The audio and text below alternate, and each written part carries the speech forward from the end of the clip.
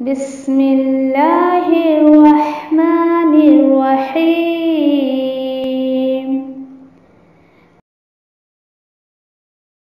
Al-Qur'anu hayati.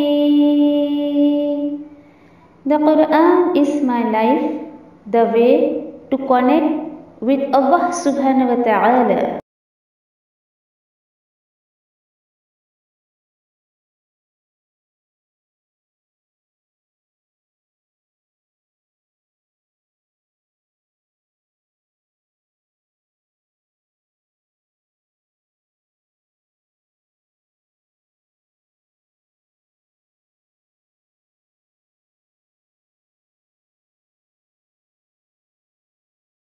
अस्सलामु अलैकुम वरहमतुल्लाहि वबरकातुह।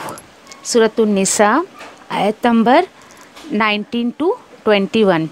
अऊज़ु बिल्लाहि मिनश शैतानिर रजीम।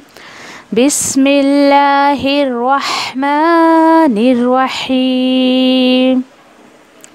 या अय्युहल्लज़ीना आमनू ला यहिल्लु लकुम अन तरिसुन निसाअ करहा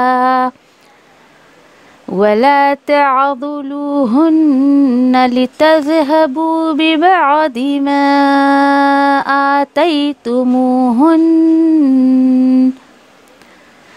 इल्ला अन यातीन बिफाहिशतम मुबय्यिनह वआशिरूहुन्न बिलमारूफ वइन करिहतुमूहुन्न फअसा अन तकरहू शैअन वयजअलल्लाहु फीही खैरन कसीरा। ऐ वो लोग जो ईमान लाए हो, नहीं हलाल तुम्हारे लिए कि तुम वारिस यानी मालिक बन बैठो बीवियों के माल के ज़बरदस्ती, और नहीं तुम सताना उन्हें कि तुम वापस ले लो जो कुछ भी तुमने उन्हें दिया है, मगर ये कि वो खुली बेहयाई पर आ जाएं, और ज़िंदगी गुज़र बसर करो उनके साथ भले तरीक़े से, भले तौर पर। फिर अगर नागवारी महसूस हो तुम्हें उनमें, तो मुमकिन है कि तुम नापसंद करो कोई चीज़ और अल्लाह बना दे उसे बहुत सारा खैर तुम्हारे लिए। आयत नंबर 20। व इन अरदतुमुस्तिबदाल ज़ौजिम मकान ज़ौजिन व आतैतुम इहदहुन्न क़िन्तारन फला तअख़ुज़ू मिन्हु शैअन अतअख़ुज़ूनहु बुहतानन व इस्मम मुबीना। और अगर इरादा हो तुम्हारा ले आने का एक बीवी की बजाय दूसरी बीवी, और दे रखा हो तुमने उन्हें बहुत सारा, यानी उनमें से किसी को भी, एक को भी बहुत सारा, ढेर सारा माल दे रखा हो, तो ना लो वापस उनसे, उसमें से कोई भी चीज़ मत लो। क्या तुम वापस लोगे उसे बहतान लगाकर और खुला गुनाह कमा कर। आयत नंबर 21। वकैफ़ तअख़ुज़ूहु वक़द अफ़ज़ा बअज़ुकुम इला बअज़िन व अख़ज़ना मिनकुम मीसाक़न ग़लीज़ा। और किस तरह तुम वापस ले सकते हो उसे जब एक जान हो चुके हो तुम एक दूसरे के जैसे हो, और लिया है तुमने अपनी बीवियों से मजबूत पुख्ता वादा।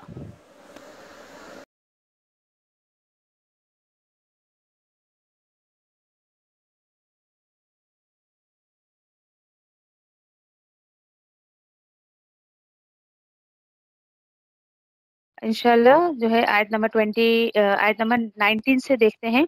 अल्हम्दुलिल्लाह देखिए पीछे जो है हमारा जो है पीछे की आयतें 15, 16, 17 ये जो आयतें हैं असल में ये जो है समाज में बुराइयां किस तरीके से फैलती हैं, यानी कि इन डिटेल इंशाल्लाह सूरह नूर में जब हम पहुंचेंगे वहां पर इन डिटेल इसको देखेंगे इंशाल्लाह। यहाँ इन शॉर्ट जो बताया गया है।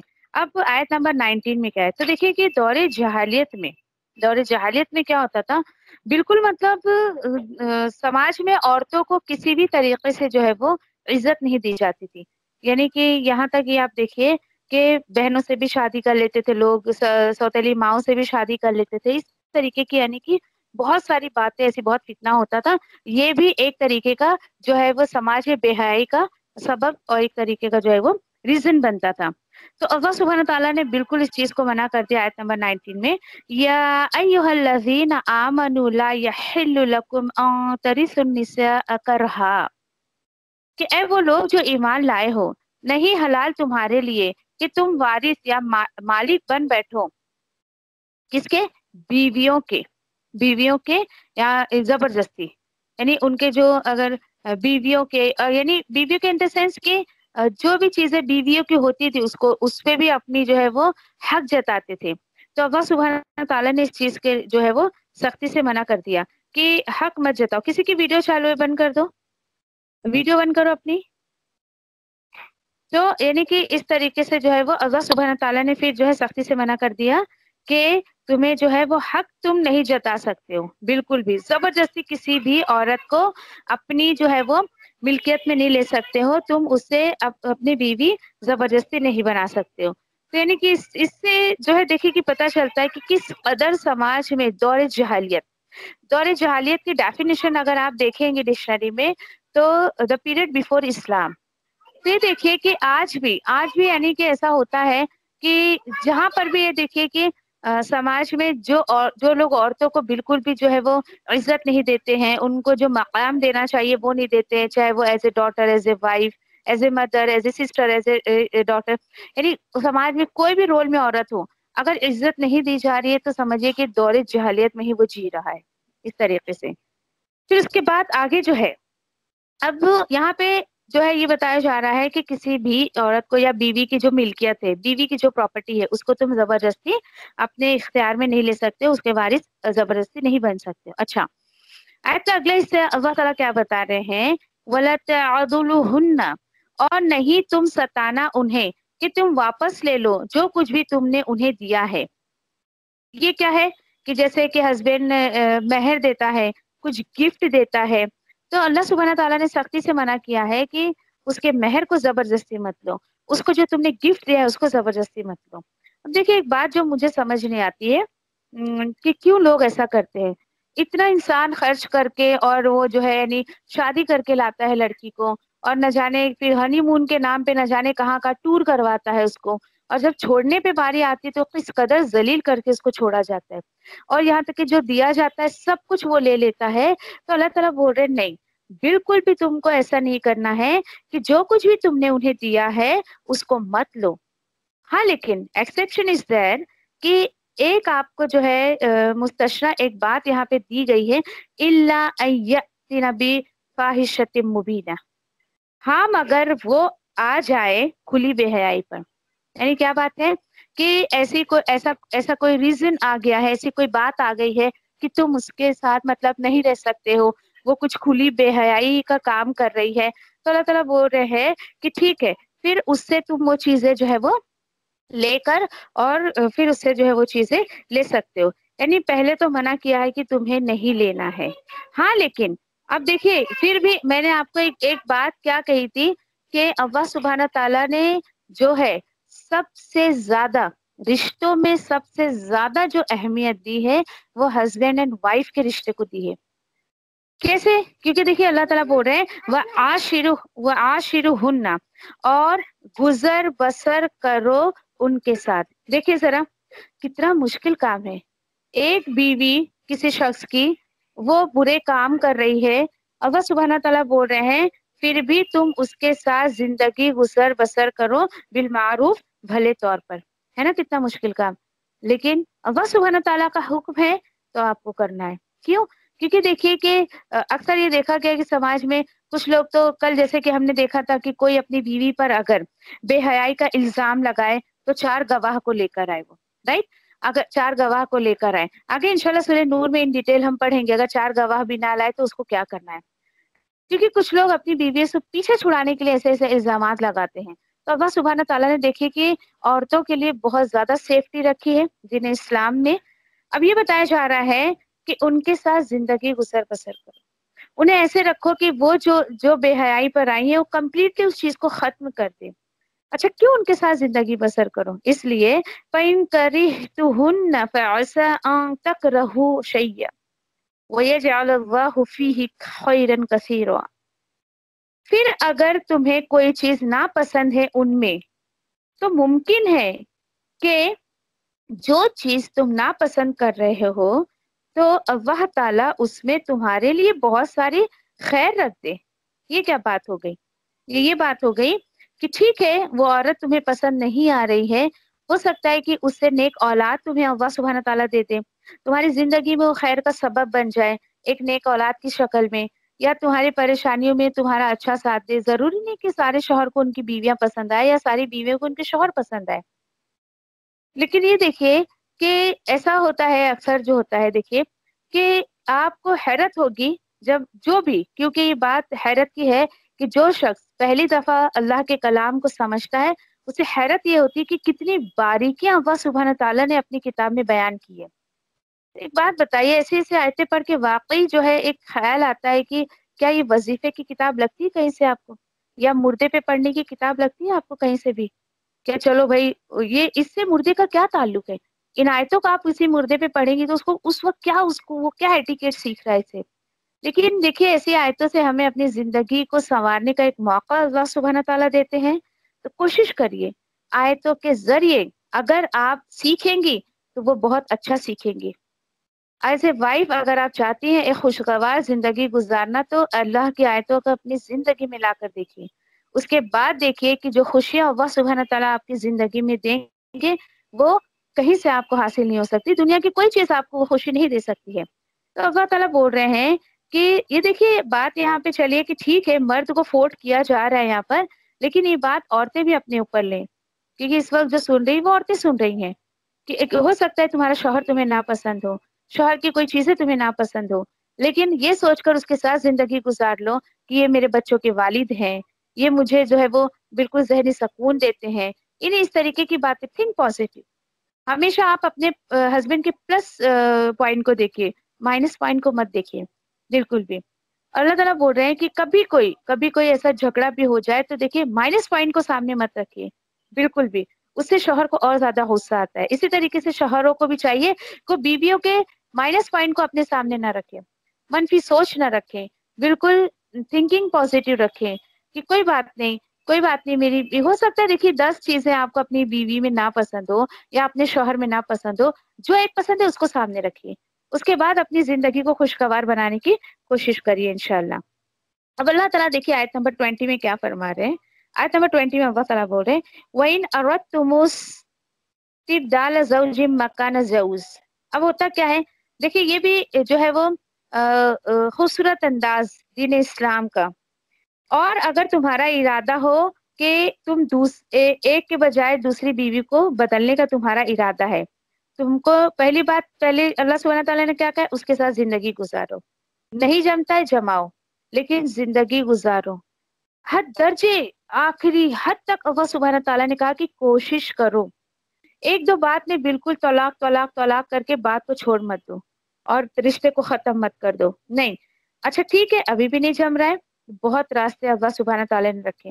دیکھیے کوئی بھی رشتہ جبرن اللہ کو پسند نہیں ہے، چاہے وہ خالق مخلوق کا کیوں نہ ہو، انسان کا انسان سے کیوں نہ ہو، کوئی بھی رشتہ اللہ نے بہت راستے رکھے ہیں۔ اسی طریقے سے جیسے یہاں پر ہسبینڈ وائف کی بات چل رہی ہے کہ اگر ٹھیک ہے تمہیں ایسا لگتا ہے کہ مجھے اس بیوی کے ساتھ نہیں جم رہا ہے، تمہارا ارادہ ہے، اور اگر تم ارادہ کرو ایک کے بجائے دوسری بیوی لانے کا، اور اب دیکھیے آپ کیا کرنا ہے، یہاں پر کیا رول فالو کرنا ہے، ٹھیک ہے تم کو نہیں جم رہا ہے، تم کو دوسری بیوی لانا ہے تو ٹھیک ہے، وَآتَيْتُمْ إِحْدَاهُنَّ، تو دے تو ان دونوں میں سے ایک کو، ٹھیک ہے، اور اللہ تعالیٰ بول رہے اور دے رکھا ہو تم نے، یعنی پہلی بیوی کو تم نے بہت سارا گفٹ لا کر دیا، اس کو گھمایا پھرایا، جیولری بنا کر دیا تم نے، اور مہر کی رقم بھی بہت ساری تم نے دی ہے، شروع میں بڑا پیار آ رہا تھا تم کو تو تم نے سب کچھ اس پہ نچھاور کر دیا، گھر بھی اس کے نام کر دیا، بنگلہ بھی نام کر دیا، گاڑی بھی دے دی، سب کچھ دے دیا،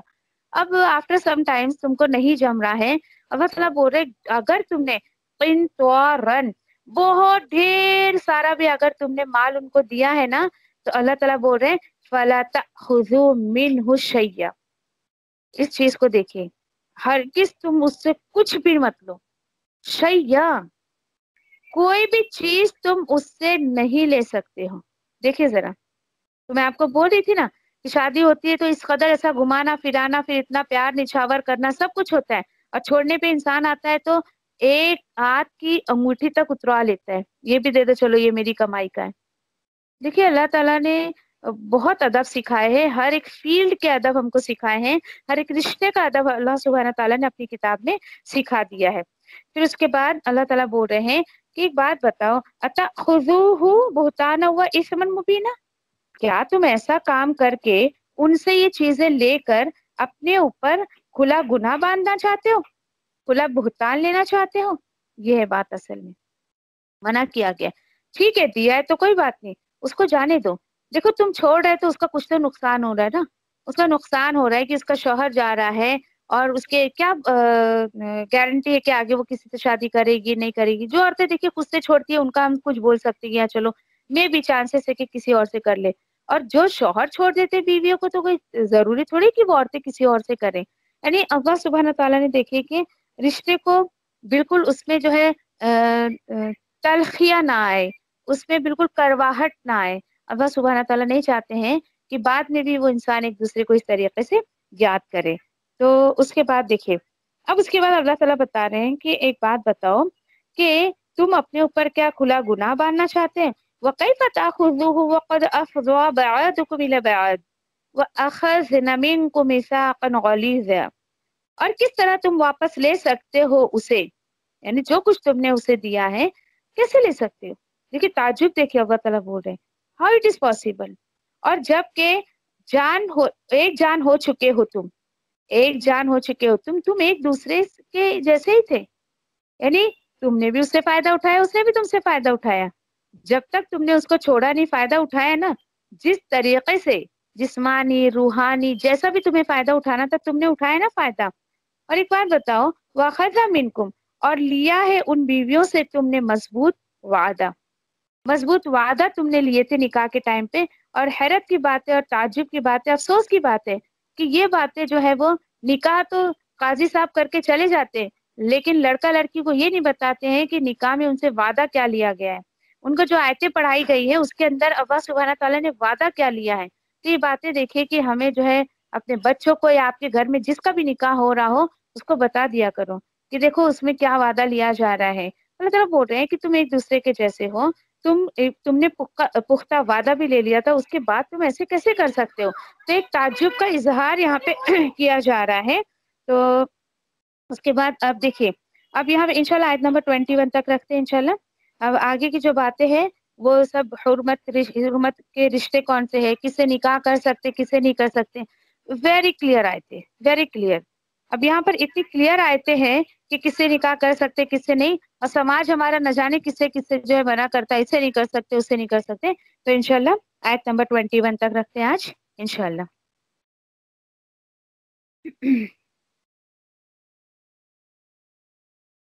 रुखसार,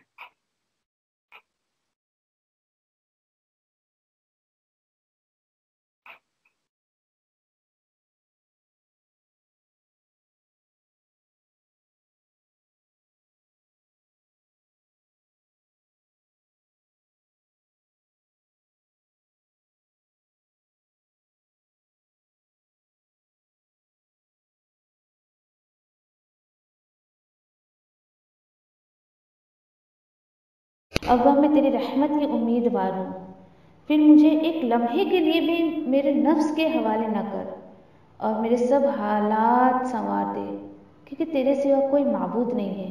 अल्लाह मैं तुझसे नफ़े बख्श इल्म, पाकीज़ा रिज़्क़ और कबूल होने वाले अमल का सवाल करती हूँ। ऐ अल्लाह मुझे फ़ायदा दे उसके साथ जो तूने मुझे सिखाया है, और मुझे सिखा जो मेरे लिए फ़ायदेमंद हो, और मेरे इल्म में इज़ाफ़ा फरमा दे। आमीन। ऐ अल्लाह मेरे गुनाहों को बख्श दे, मेरे घर में वुसअत फरमा, और मेरे रिज़्क़ में बरकत अता फरमा। اللہ مجھ پر میرے بڑھاپے کے قریب اور میرے عمر کے خاتمے تک اپنا رزق کشادہ کر رکھنا۔ اے اللہ میری کفایت کو اپنے حلال کے ساتھ اپنے حرام سے بچا اور مجھے اپنے فضل سے اپنے سوا ہر کسی سے بے نیاز کر دے، آمین یا ربی۔ اے اللہ جو رزق تو نے مجھے عطا کیا ہے اس میں مجھے قناعت اور برکت عطا فرما اور مجھے ہر غائب ہونے والی چیز کا بدلہ بھلائی کے ساتھ عطا فرما، آمین یا رب العالمین۔ اے اللہ کوئی کام آسان نہیں مگر جسے تو آسان کر دے، اور جب تو چاہتا ہے مشکل کو آسان کر دیتا ہے۔ اے اللہ ان دعاؤں کے ساتھ میں تجھ سے دعا کرتی ہوں کہ تیری کتاب کو سمجھنا ہم پر آسان کر دے، تیری کتاب کو سمجھ کر اس پر عمل کرنا ہمارے لیے آسان کر دے، انشاءاللہ آمین یا رب العالمین۔ سبحان اللہ و بحمدہ، سبحانک اللہم و بحمدک، نشہد ان لا الہ الا انت، نستغفرک و نتوب الیک۔ سبحان ربک رب العزۃ عما یصفون وسلام علی المرسلین والحمد للہ رب العالمین، برحمتک یا ارحم الراحمین۔ ربنا آتینا فی الدنیا حسنہ وفی الآخرۃ حسنہ وقنا عذاب النار۔ ربنا تقبل منا انک انت السمیع العلیم وتب علینا انک انت التواب الرحیم، آمین یا رب العالمین۔ والسلام علیکم ورحمۃ اللہ وبرکاتہ۔